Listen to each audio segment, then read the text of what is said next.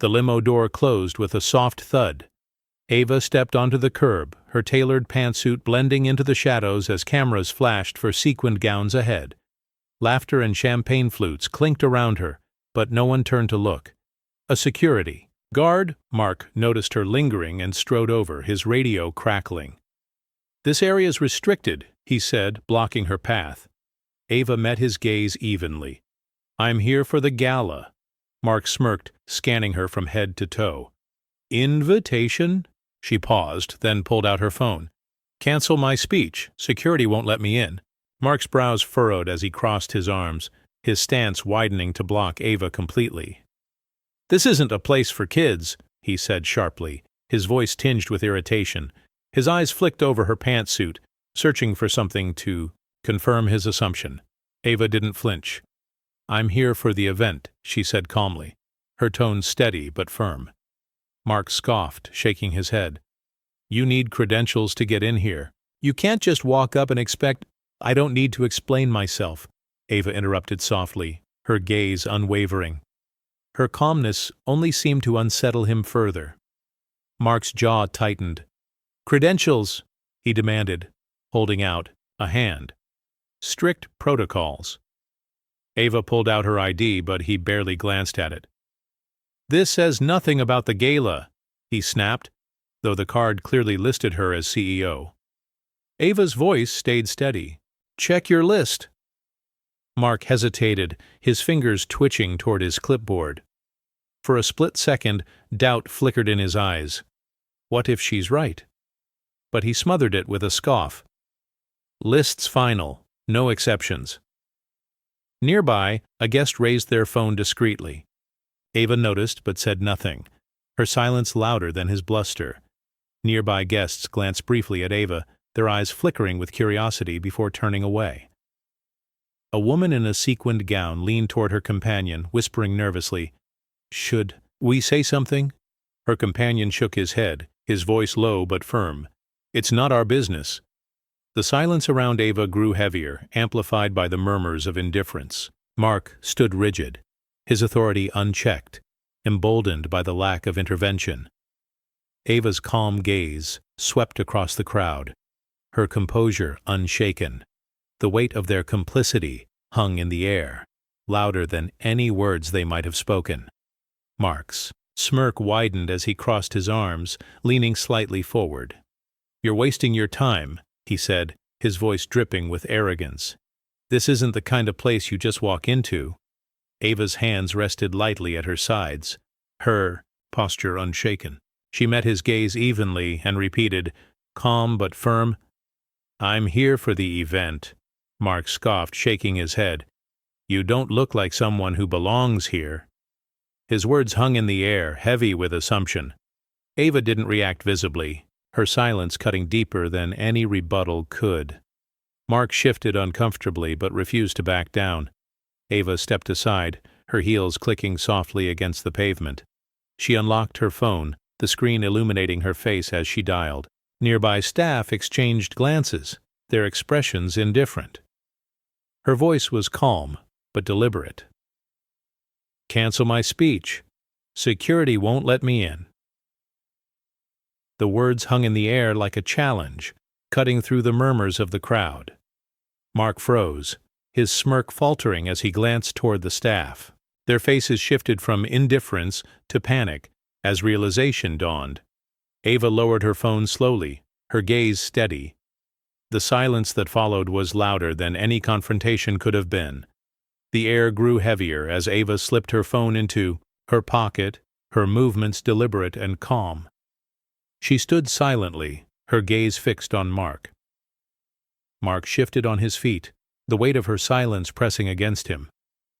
His confidence faltered for a moment, his smirk fading slightly, but he quickly straightened his posture. "Rules are rules," he muttered, though his voice lacked its earlier conviction. Nearby staff exchanged uneasy glances, their whispers barely audible. Ava didn't speak. She didn't need to. Her quiet defiance was louder than any argument, and Mark's unease grew with each passing second. The red carpet buzz slowed to a halt. Guests paused mid-step. their laughter fading as their attention shifted to the entrance. Whispers rippled through the crowd like an undercurrent. "Who is she?" a man murmured nervously, his gaze fixed on Ava. "I don't know," his companion replied, her voice barely above a whisper. "But something's happening." The scene at the gate held them in place, Ava's calm defiance, Mark's rigid stance, and the staff's growing unease. Conversations died entirely as the tension thickened. The crowd sensed a shift, though they couldn't yet define what it meant. Ava stood motionless, her presence commanding despite the chaos around her. She didn't flinch or falter as Mark's posture stiffened, his authority masking the unease creeping into his expression. The murmurs of the crowd grew louder, rippling through the venue like an impending storm. Guests paused mid-step, their eyes darting between Ava's calm defiance and Mark's rigid stance. Mark clenched his clipboard tightly, his confidence wavering under Ava's unwavering gaze. She said nothing, her silence cutting deeper than any words could. The tension thickened, the weight of unspoken truths pressing against everyone who dared to watch but stayed silent. Mark's smirk faltered as Ava stepped forward, her voice calm but deliberate. "You should check your list again," she said, each word landing with quiet precision. The clipboard in Mark's hand felt heavier now, his grip tightening as doubt flickered across his face. He hesitated, glancing at the staff nearby, but their uneasy expressions offered no support. The silence stretched, thick and suffocating. Guests exchanged whispers, sensing the shift but unsure of its meaning. Mark cleared his throat, forcing a weak laugh. "I don't need to check anything," he muttered, though his confidence cracked under Ava's unwavering gaze. Ava stood just outside the venue, her hands resting lightly at her sides. The air around her buzzed with the hum of laughter and conversation from arriving guests, but her mind drifted elsewhere. Memories rose unbidden, sharp and vivid. She remembered being 10 years old, walking into a boutique with her mother. The shopkeeper's eyes had followed them closely, her smile thin and forced. Ava had reached out to touch a dress on display when the woman's voice cut through the air. "Careful, honey. That's very expensive." Her mother's hand tightened around hers, pulling her gently away without a word. At 13, Ava had wandered into a convenience store after school, her backpack slung over one shoulder. The clerk had watched her every move, his gaze heavy with suspicion. When she approached the counter to pay for a soda, he'd asked pointedly, "You got money for that?" By 16, the whispers had become louder. Teachers who praised her, intelligent, still questioned her ambitions. "Law school, that's ambitious," they'd say with raised eyebrows and tight smiles. Ava learned early to recognize the unspoken message: "You don't belong here." Now, standing at the entrance to an event she had built from the ground up, those memories didn't sting. They strengthened her resolve. Every rejection, every cold stare had shaped her into someone who refused to be invisible. Mark's dismissive tone earlier echoed in her ears.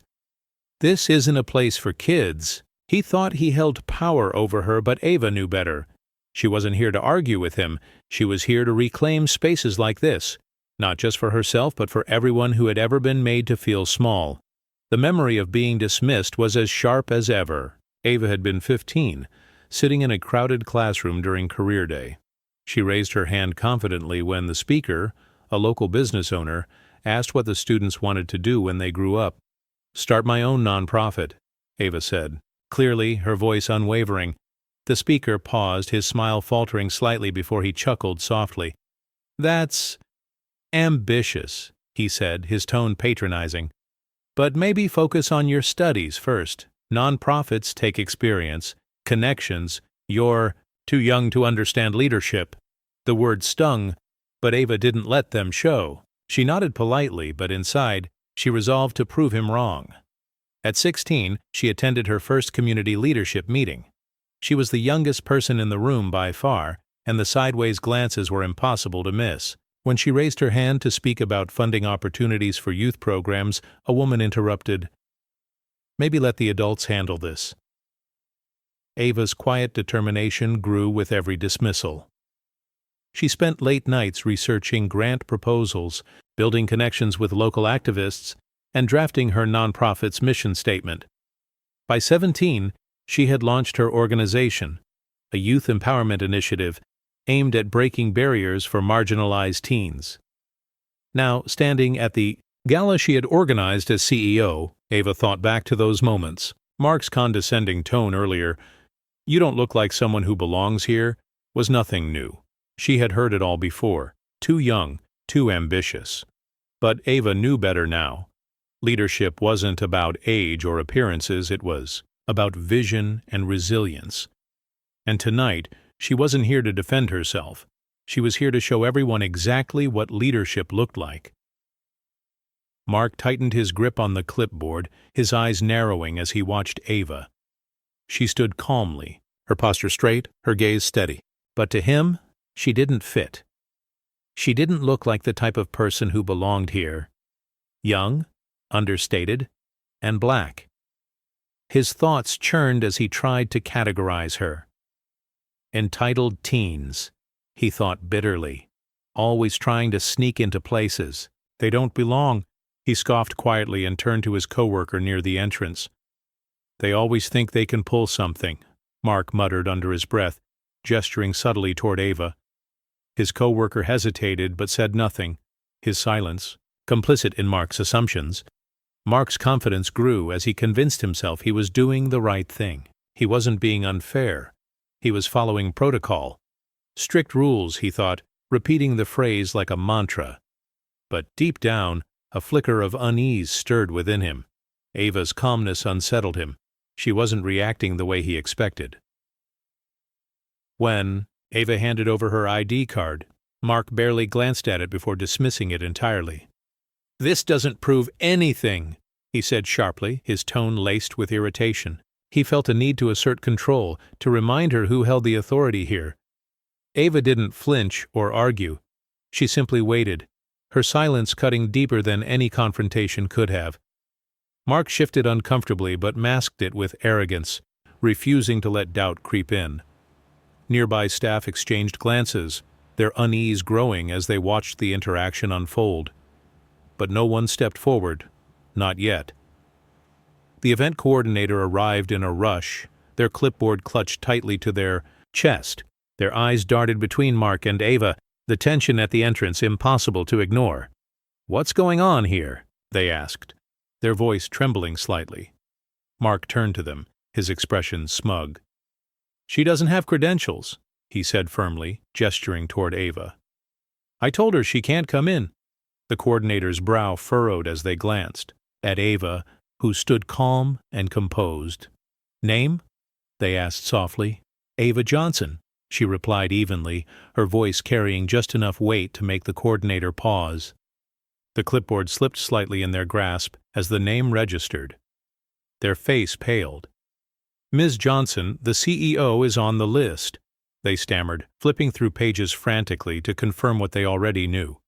Mark blinked, his smirk faltering for the first time. "What?" he muttered, his voice losing its edge. "She's the CEO of tonight's event," the coordinator repeated, louder this time, as if saying it again would make it less surreal. Mark's grip on his clipboard tightened. "Must have been a mistake," he said quickly, his tone defensive now. "Mistakes happen." The coordinator shot him a sharp look but didn't respond directly. Instead, they turned to Ava with an apologetic expression. "Ms. Johnson, I'm so sorry for this confusion."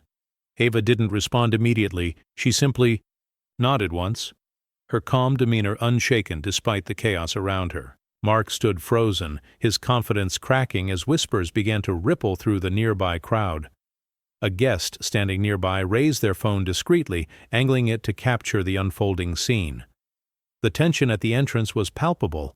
Mark's rigid stance, Ava's calm defiance, and the event coordinator's frantic apologies.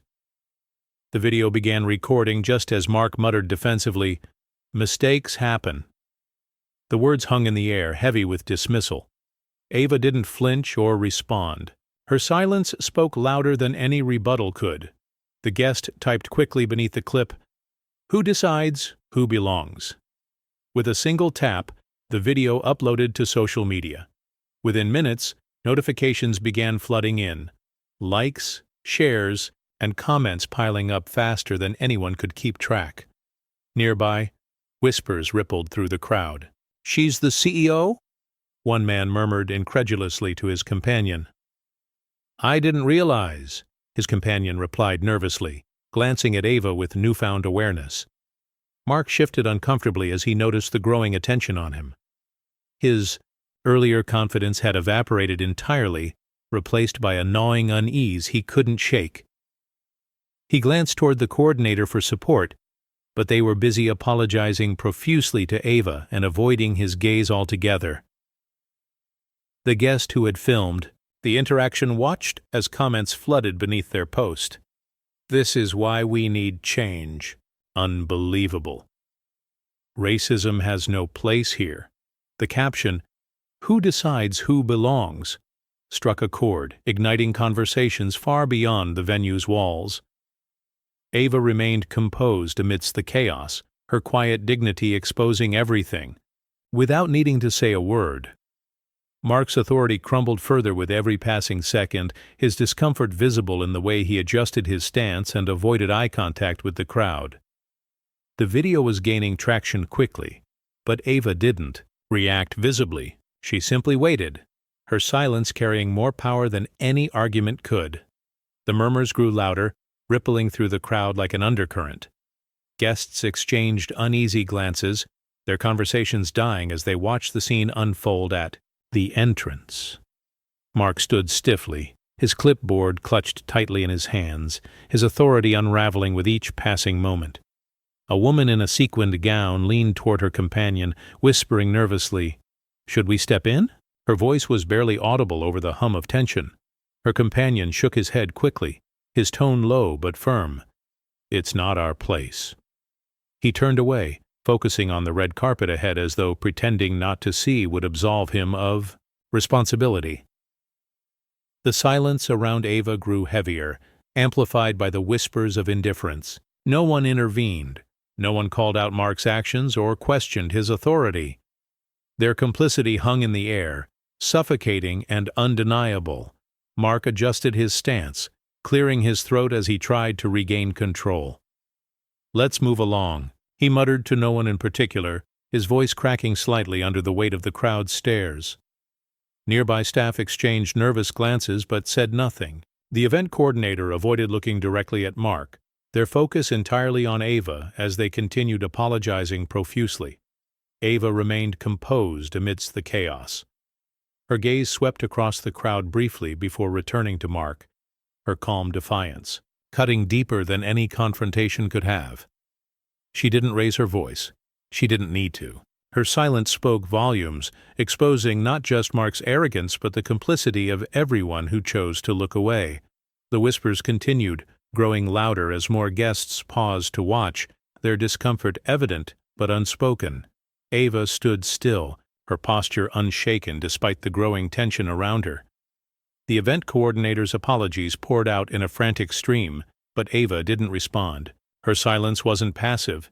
It was deliberate, a quiet defiance that demanded attention without asking for it. Mark shifted uncomfortably, his earlier confidence now replaced by visible unease. He cleared his throat again, his voice faltering, as he muttered, "I was just following protocol." The words sounded hollow even to him, their weight crumbling under the scrutiny of the crowd. Ava finally spoke, her voice calm and measured. "This isn't about you." She paused, letting the words settle before continuing. "It's about the system that allows this to happen." Her team, standing nearby, exchanged glances. One of them stepped forward hesitantly. "Should we pursue legal action?" they asked quietly. Ava turned to them, her expression composed but firm. "No," she said simply. "This isn't about revenge. It's about dismantling the structures that make moments like this possible." Her words carried weight, rippling through the crowd like a stone dropped into still water. Guests who had been whispering fell silent, their discomfort now replaced by something deeper, awareness. Mark opened his mouth to respond, but found no words. His grip on the clipboard tightened as he looked around for support, but none came. The event coordinator avoided his gaze entirely, their focus solely on Ava. Ava didn't raise her voice or demand anything more. She didn't need to. Her quiet defiance had already shifted the power in the room, leaving Mark isolated and exposed in a way no argument ever could. Mark slammed the front door behind him, the sound echoing through his dimly lit home. He tossed his clipboard onto the kitchen counter, the weight of the evening pressing heavily on his chest. His phone buzzed incessantly in his pocket, but he ignored it, unwilling to face the fallout. He sank into a chair, scrolling through his social media feed out of habit. His heart sank as he saw the video, his face, his voice, his actions circulating online. The caption read, "Who decides who belongs?" The comments were relentless. "This is what systemic racism looks like. Fire him! Unbelievable!" Mark's hands trembled as he put the phone down, but the buzzing continued. A text from his wife lit up the screen. "Did you see the news?" He didn't respond. He couldn't. The next morning at work was worse. His co-workers avoided him entirely, their usual greetings replaced by awkward silences and averted gazes. When he approached one of them for a routine task, they mumbled an excuse and walked away quickly.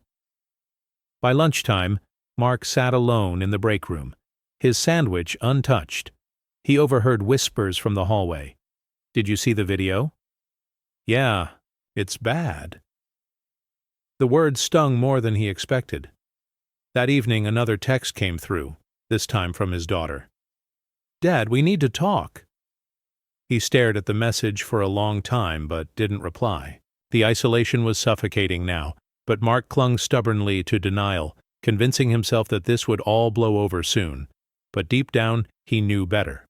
The world around him was shifting, and for the first time, Mark realized he was standing on unsteady ground. The video spread faster than anyone could have anticipated. By the time Mark returned home that evening, it had already been shared thousands of times. The caption, "Who decides who belongs?" was simple but powerful, igniting conversations across social media. Mark sat on his couch, phone in hand, scrolling through the comments. Each one felt like a blow. This is why systemic racism persists.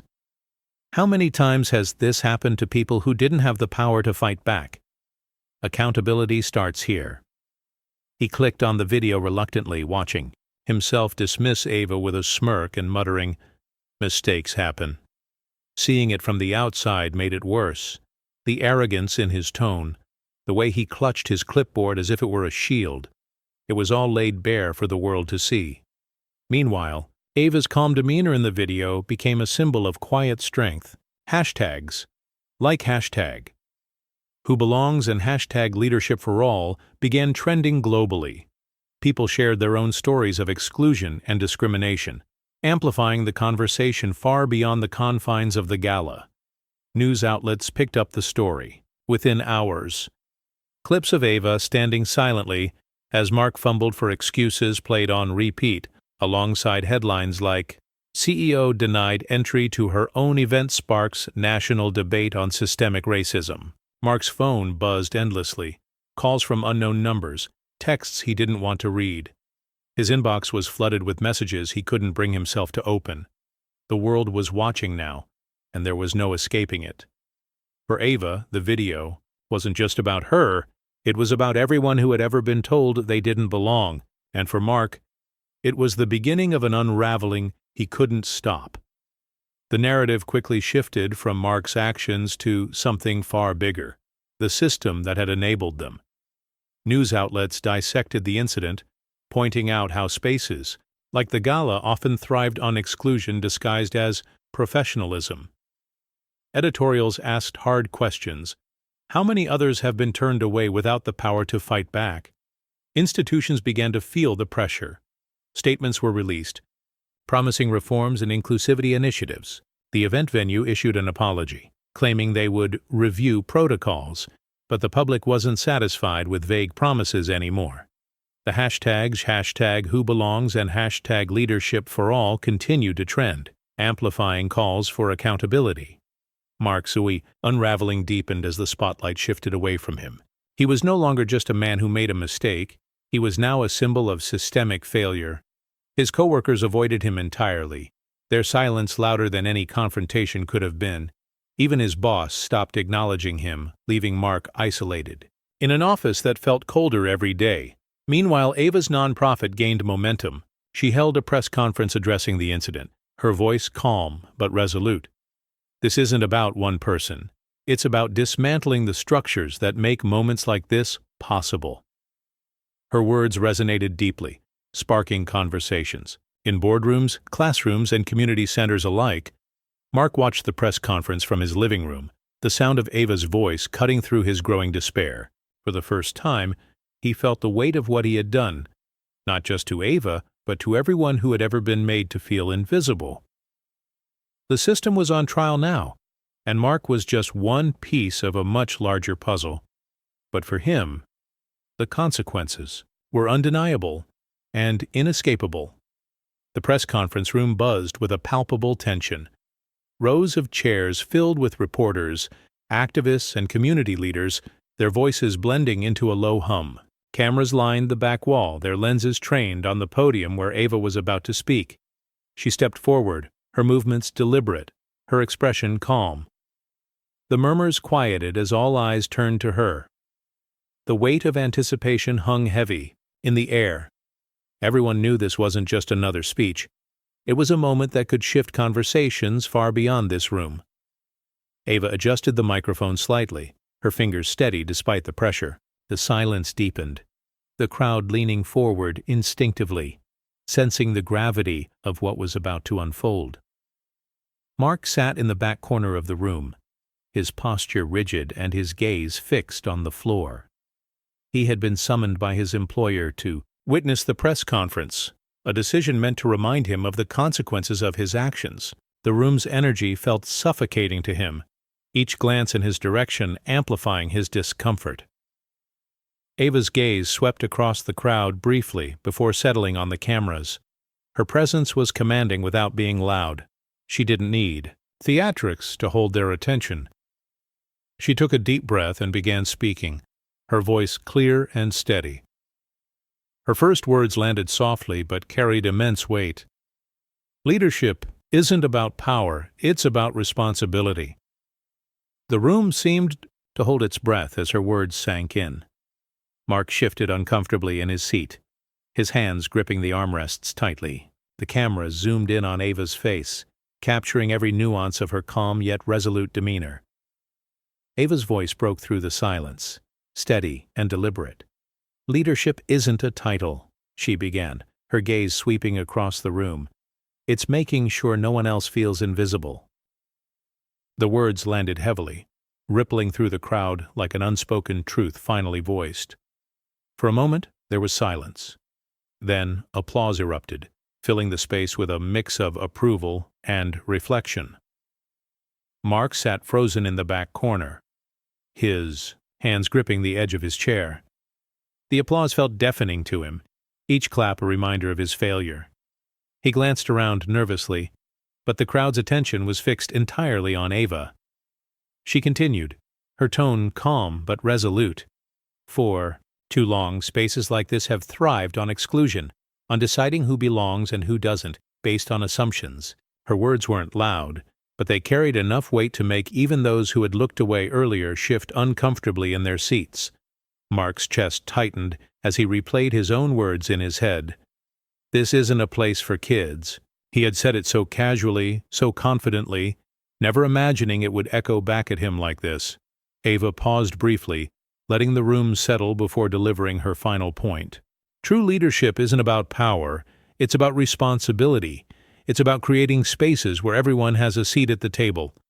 The applause returned, louder this time as people rose to their feet. Mark stayed seated, his face pale, and his hands trembling slightly. He felt exposed in a way he never had before, not by anger or confrontation, but by the quiet truth of Ava's words. The camera zoomed in on Ava's composed expression as she stepped back from the podium, leaving her message to linger in the air. The applause for Ava faded as reporters surged forward, their voices overlapping in a chaotic chorus. Mark stood abruptly, edging toward the exit, but a young reporter blocked his path, thrusting a microphone into his face. "Mr. Reynolds, what's your response to Ms. Johnson's speech?" Mark froze, his throat tightening. The crowd's attention snapped to him, their stares sharp and unrelenting. Cameras swiveled, capturing his every flinch. I was just doing my job," he stammered, his voice cracking under the weight of the room's silence. The reporter pressed harder. "Your job included denying entry to the event's CEO. How does that align with professionalism?" Mark's palms grew clammy. He glanced toward the door, but bodies crowded around him. "Mistakes happen," he muttered, repeating the phrase like a shield. "Mistakes." The reporter's tone sharpened. "Or bias." The word hung in the air, heavy and accusatory. Mark's mind flashed to a memory he'd buried years ago. His teenage daughter standing in their kitchen, her arms crossed. "Why'd you follow my friend like that at the mall?" she'd demanded. He'd dismissed her with a wave. "Just being cautious." Now his daughter's voice echoed in his head, merging with the reporter's. "How many others have you turned away?" Mark's jaw trembled. I didn't know who she was." Would it have mattered? The question struck like a slap. Mark's gaze dropped to the floor, his earlier defiance crumbling. The room seemed to spin, cameras clicking, whispers hissing, Ava's words, invisible, reverberating in his skull. A second reporter chimed in. "Do you think systemic exclusion played a role here?" Mark opened his mouth, but no sound came out. His hands clenched into fists, knuckles whitening. The crowd's judgment pressed against him, suffocating and inescapable. Ava watched from across the room, her expression unreadable. She didn't interject or gloat. Her silence was condemnation enough.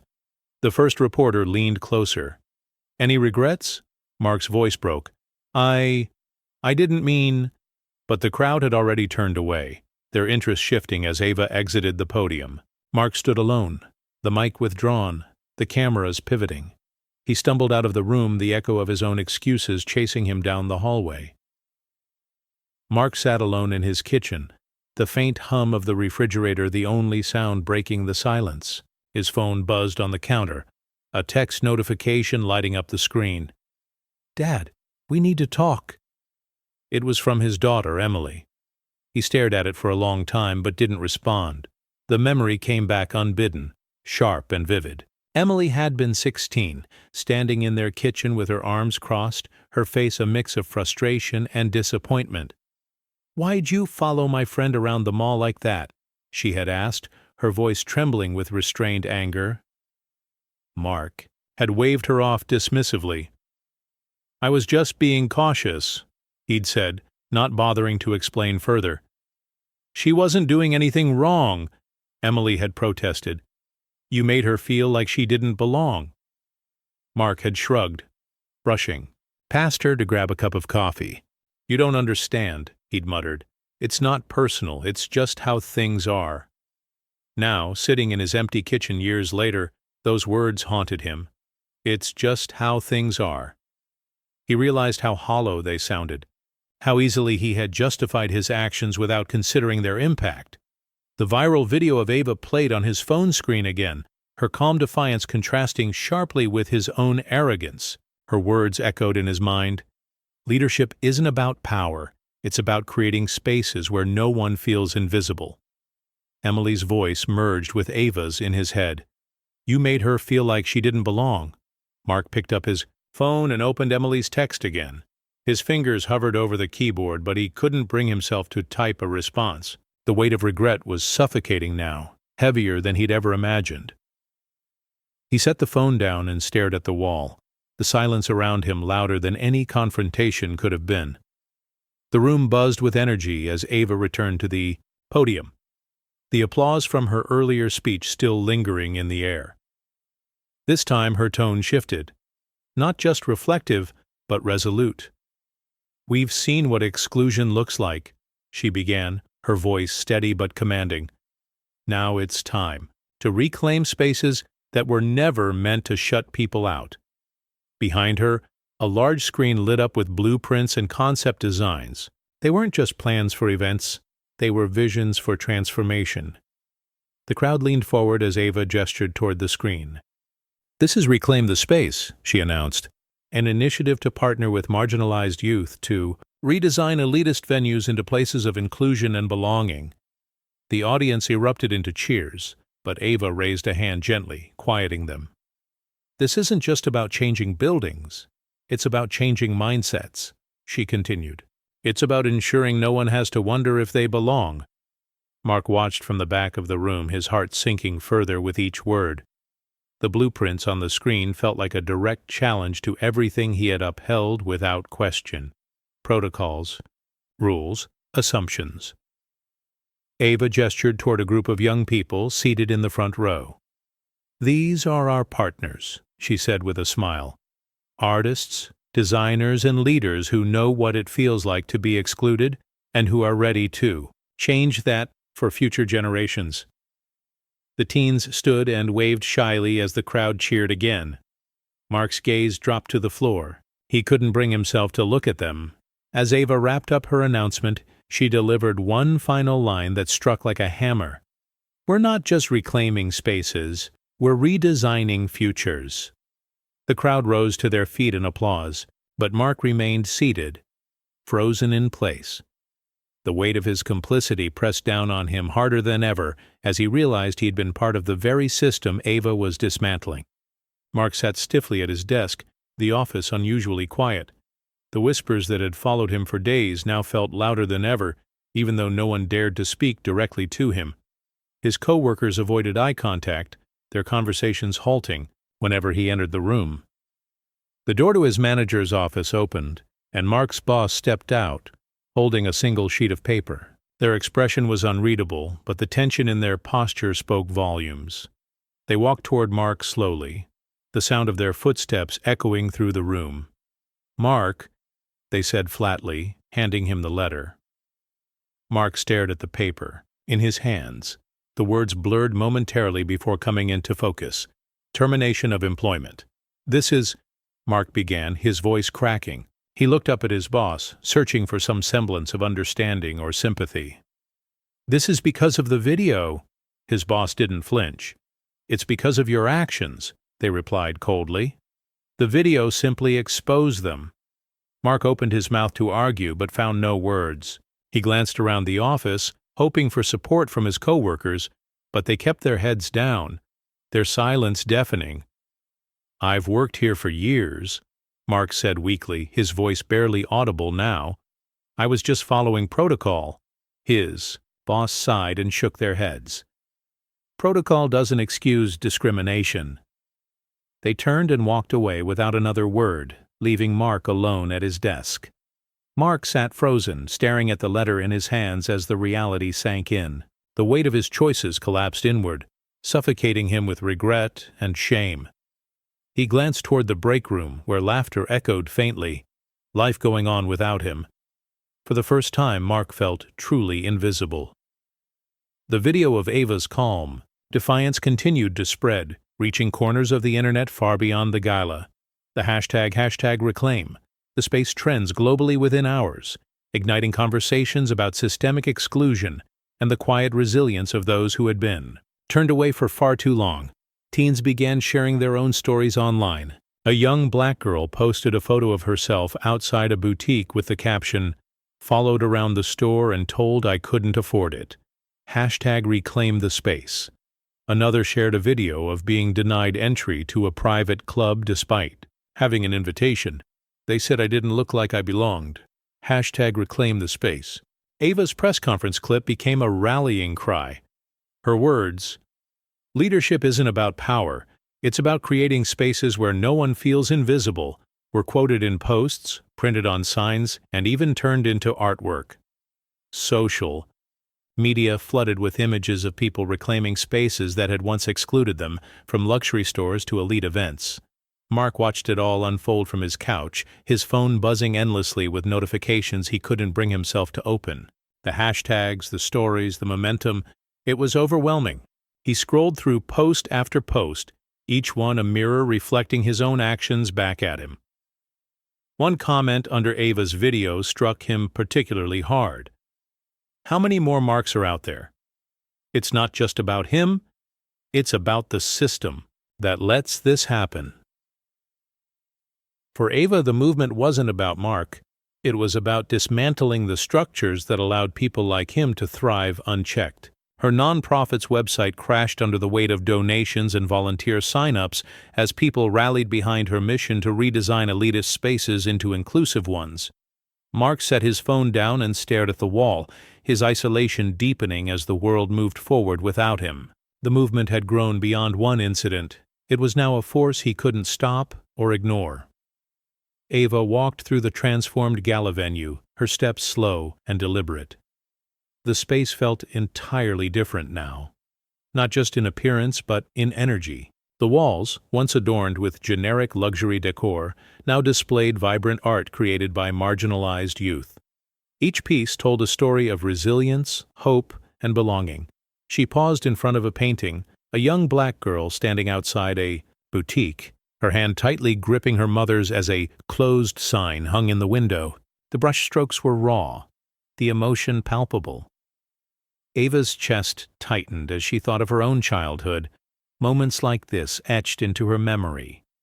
The staff moved seamlessly around the room, their diversity a stark contrast to the exclusivity that had once defined this space. Guests of all backgrounds filled the tables, their laughter and conversation flowing freely.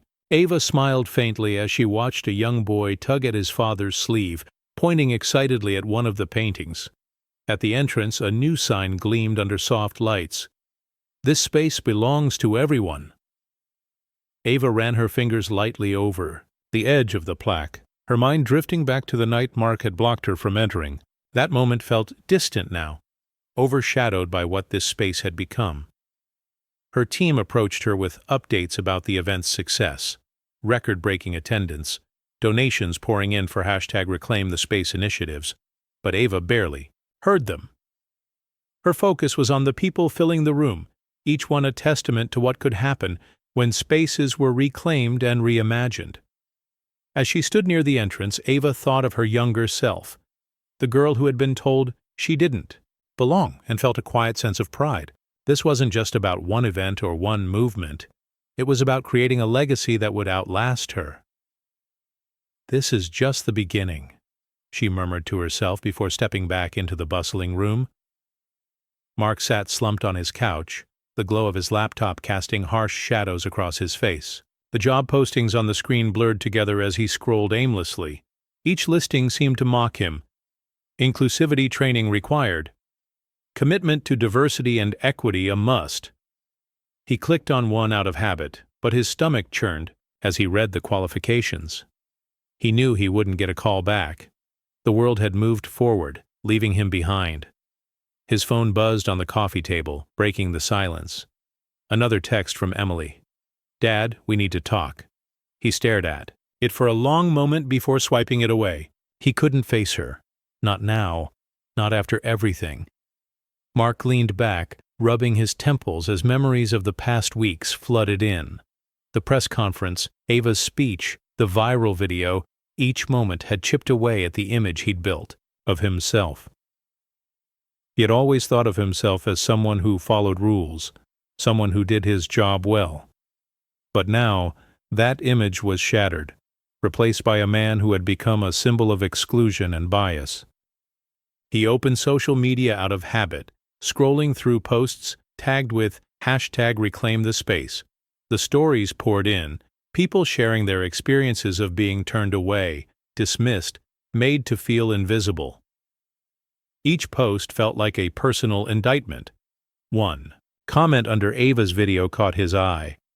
"People like Mark don't change, they just disappear." His jaw tightened as he slammed the laptop shut. Mark stood and paced the room, his frustration bubbling over into anger. "I didn't do anything wrong," he muttered to himself, his voice hollow in the empty space. But even as he said it, doubt crept in. The house felt quieter than ever, the silence pressing down on him like a weight he couldn't shake. Mark sat hunched over in his dimly lit apartment, the glow of his laptop screen illuminating the lines of exhaustion etched into his face. The room was silent except for the faint hum of the refrigerator and the occasional buzz of his phone. He ignored the notifications, unwilling to face what they might contain. On the screen, job postings scrolled endlessly. Each one seemed to mock him. Inclusivity training required. Commitment to diversity and equity is a must. He clicked on a few out of habit but closed them just as quickly. He knew he wouldn't get a call back. The world had moved on, leaving him behind. His inbox was empty, save for automated rejection emails from companies he had applied to. The words blurred together as he read them. "Thank you for your application. Unfortunately, we are unable to move forward at this time." Mark leaned back in his chair, rubbing his temples as frustration bubbled up inside him. He had always thought of himself as someone who followed rules, someone who did his job well. But now that image was shattered, replaced by a man who had become a symbol of exclusion and bias. The viral video played in his mind again. Ava's calm defiance, his dismissive smirk, the way he clutched his clipboard like it could shield him from accountability. Her words echoed in his head. Leadership isn't about power. It's about creating spaces where no one feels invisible. Mark glanced at his phone on the table beside him as it buzzed again. Another text from Emily. "Dad, we need to talk." He stared at it for a long moment but didn't respond. The weight of regret pressed down on him, heavier than he'd ever imagined. The silence in the apartment felt suffocating now, louder than any confrontation could have been. Mark scrolled through his contacts list, his thumb hesitating over familiar names. He had worked with some of these people for years, shared coffee breaks, office jokes, and long shifts. Surely someone would understand. He tapped on a name and typed a message. "Hey, it's Mark. Just wondering if you've heard of any openings? Hope all is well." He hit send and stared at the screen, waiting for the 3 little dots to appear. They never did. His inbox was filled with polite but distant replies, or worse, silence. "Sorry, nothing right now. Good luck with your search." Some messages went unanswered entirely. Mark tried calling an old coworker he'd been close to, someone who used to call him Buddy during shifts. The phone rang twice before going to voicemail. He left a message anyway. "Hey, it's Mark. Just check in. Give me a call when you can." Days passed without a response. The realization crept in slowly but surely. He had become a pariah in the very circles he once relied on. The people who used to greet him warmly now avoided him entirely, their silence louder than any words could have been. At work, it had been whispers and side glances. Now it was outright avoidance. He scrolled through social media and saw former colleagues posting about new jobs, promotions, and team outings, events he wasn't invited to or even informed about. Mark leaned back in his chair, his phone slipping from his hand onto the table. The isolation felt suffocating, like the walls of his apartment were closing in on him. He thought back to Ava's words at the press conference. Exclusion isn't always loud, it's often silent. He hadn't understood it then, but now he felt it deeply. The silence from those he once called friends was deafening. Late at night, Mark sat in his living room, the glow of his phone illuminating his face. The viral video played again, its sound muted but its impact deafening. He watched himself sneer at Ava, dismissing her calmly stated presence with the words, "I was just following protocol." The scene replayed over and over in his mind. The way he had clutched his clipboard like a shield, the smirk that had felt so natural at the time but now seemed grotesque. He couldn't escape it. The video was everywhere. Comments flooded beneath it. "This is systemic racism in action. How many times has this happened to people without power? He should be fired immediately." Mark's phone buzzed, on the coffee table, breaking his trance. He glanced at the screen. Another text from Emily. "Dad, we need to talk." Her words lingered like an unanswered question, heavy with disappointment and urgency. He thought back to the last real conversation they'd had years ago. Emily had confronted him about following her black friend around the mall. "Why'd you do that?" she had asked, her voice trembling with frustration. Mark had waved her off dismissively. "Just being cautious." Her response echoed in his mind now.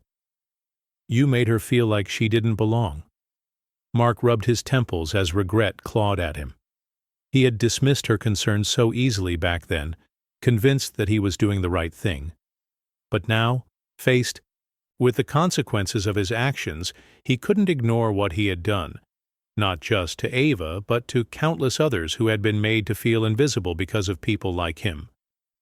The silence in the apartment grew heavier as Mark stared at Emily's text again. His fingers hovered over the screen, but he couldn't bring himself to reply. The weight of regret was suffocating now, louder than any confrontation could have been.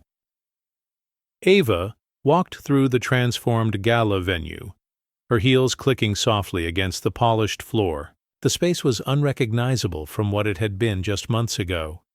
Gone were the sterile, exclusive trappings of elitism, replaced now with warmth, vibrancy, and life. The walls were alive with art, each piece created by marginalized youth, who had once been told they didn't belong in spaces like this. A painting caught Ava's eye. A young black girl standing outside a store, her hand gripping her mother's tightly as a closed sign hung in the window. The brushstrokes were bold, the emotion raw. Ava stood still for a moment, the image pulling her back to her own childhood. She remembered walking into a boutique with her mother, the shopkeeper's eyes following them closely. She'd reached out to touch a dress when the woman's voice cut through the air. "Careful, honey. That's very expensive." Her mother had gently pulled her away without a word, but Ava had felt the sting of that moment for years. Now, standing in this reimagined space, she felt a quiet sense of triumph. This wasn't just about reclaiming what had been denied, it was about creating something entirely new. The staff moved seamlessly through the room, their diversity reflecting the community they served. Their smiles were genuine, their interactions thoughtful. Guests of all backgrounds filled the tables, their laughter and conversation flowing freely. Ava paused near a group of teens admiring one of the paintings. They whispered excitedly to each other, pointing at the details in the artwork. She smiled faintly, knowing how much it meant for them to feel seen in a space like this. This was what she had envisioned, a place where no one had to question whether they belonged. As she continued walking through the room, Ava felt a deep sense of purpose. The gala wasn't just reimagined, it was reborn. At the entrance of the gala, Ava paused, her gaze drawn to the new plaque mounted beside the door. Its polished surface gleamed under the soft glow of the overhead lights, and the words etched into it were simple, yet profound. "This space belongs to everyone." She reached out, her fingers brushing lightly against the edge of the sign. It was a small addition, but it carried an enormous weight. Ava thought back to the night when she had been denied entry at this very door, Mark's dismissive tone still echoing faintly in her memory. "This isn't a place for kids." Now those words felt distant, overshadowed by what this space had become. The transformation wasn't just physical, it was symbolic. The sign wasn't there to decorate. It was a declaration, a promise that no one would ever be turned away again because of how they looked or where they came from. Guests walked past her, pausing briefly to admire the plaque before stepping inside. A woman in a flowing dress smiled at Ava as she passed. "It's beautiful," she said softly, nodding toward the sign. Ava returned the smile, but didn't respond immediately. Her thoughts drifted to all the people who had been excluded from spaces like this, not just by locked doors but by unspoken rules and systemic barriers. The sign wasn't just for her, it was for them. Behind her, a group of teens approached the entrance, their laughter filling the air as they admired the artwork visible through the open doors. The security guard held the door open for them, nodding respectfully as they entered without hesitation. Ava turned back to the sign one last time, her reflection faintly visible in its surface. "This space belongs to everyone," she murmured under her breath, letting the words settle before stepping inside. The sign gleamed behind her, a quiet but powerful reminder of how far they had come. Ava sat at her favorite corner table, the soft hum of the reimagined gala surrounding her. The room was alive with laughter and conversation, the kind of energy that felt warm and unrestrained. She rested her hands lightly on the edge of the table, her gaze sweeping across the space she had worked so hard to transform. Her eyes lingered on a group of teens near the art display, their faces lit with excitement as they pointed to a painting. One of them turned to a friend and said, "I've never seen anything like this before." The words were quiet, but they carried across the room to Ava's ears. She smiled faintly, thinking back to her own childhood. She had been that teenager, once walking into spaces where she felt out of place, where every glance seemed to question her presence. She remembered the boutique with her mother, the cold stares, the quiet humiliation. She remembered being told she was too ambitious when she shared her dreams of leadership. But tonight, those memories didn't sting as they once had. They felt distant, like shadows receding in the light of what this space had become. A waiter passed by her table, offering a warm smile as they refilled her water glass. Ava nodded in thanks, her thoughts drifting again. This wasn't just a gala. It was a statement, a promise that spaces like this could be reclaimed and reimagined for everyone. She glanced toward the entrance, where the new plaque gleamed under the lights. "This space belongs to everyone." The words felt like an echo of everything she had fought for.